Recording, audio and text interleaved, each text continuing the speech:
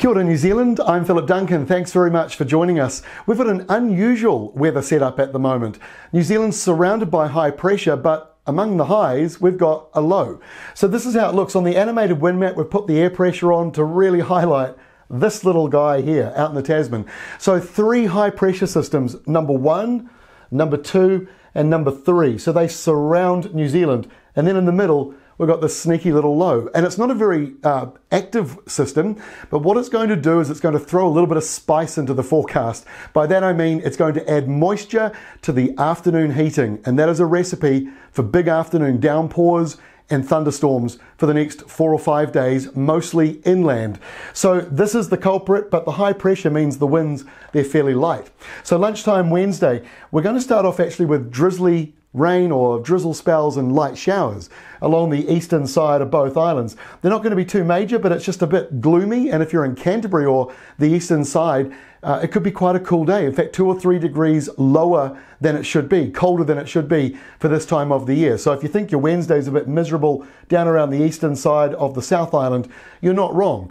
It's mostly dry in Southland though, and it's mostly dry in Northland, but some of these showers later in the day, they will turn quite heavy, and there is the risk of a thunderstorm, especially in the central part of the North Island. Once we get to Thursday, those afternoon downpours are more likely. It's still a bit cool around Canterbury with a nor'easter blowing for you along the coastal areas. Inland though, those afternoon showers will become heavy. In the North Island, they become heavy as well. But quite a few people are saying, is it going to rain? It looks like it's going to rain. That's what we see on the rain, it's the rain icon showing up on the forecast. But actually, these are all very slow moving, independent downpours, which means these narrow dry areas might stay dry all day, or you might get a big downpour that forms and then slowly drifts your way. So there is a lot of dry weather amongst these big downpours, so don't be fooled. It's not a solid week of rain, but some areas inland are going to get repetitive rain. So you watch this as we go to Friday. The whole sort of central North Island has a risk of a downpour. It may be shifting around a little bit each day from which area's got the highest risk, but we are seeing these downpours moving around, and as a result of that, some inland areas of the North Island might actually turn wetter than average for this time of the year. More downpours in the South Island on Friday as well, but still some big dry areas, and it starts to warm up a little bit in Canterbury as we head into the weekend. You've got sunnier weather coming. On Saturday, even better around Canterbury. There might be a little bit of drizzle or a couple of showers around, but sunny spells increase and the winds are a little bit warmer.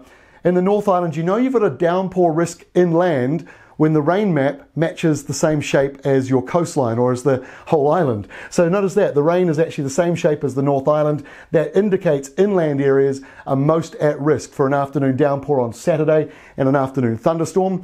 And we get to Sunday and those downpour risks maybe a little bit more evenly spread across the whole country, but far more isolated. So there'll be a lot more dry weather happening on Sunday.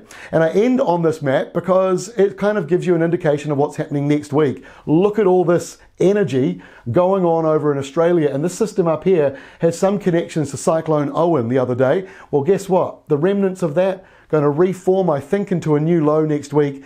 Could be one to watch. Might be just a little bit of a storm that quickly passes through the New Zealand area. We're not 100% on it, but it does look like it's going to track. I mean, just logic says, look at all this wet weather and it's going this way, or it's sort of pulling down that way to the poles.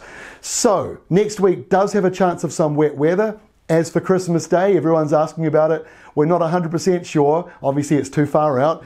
But my feeling at this stage, maybe westerlies. So it could be a warm Christmas Day. But I'm not yet sure about where the rain might be. So give me a few more days and we'll start to get a little bit more firm on Christmas. But it probably won't be till next week that we can lock it in.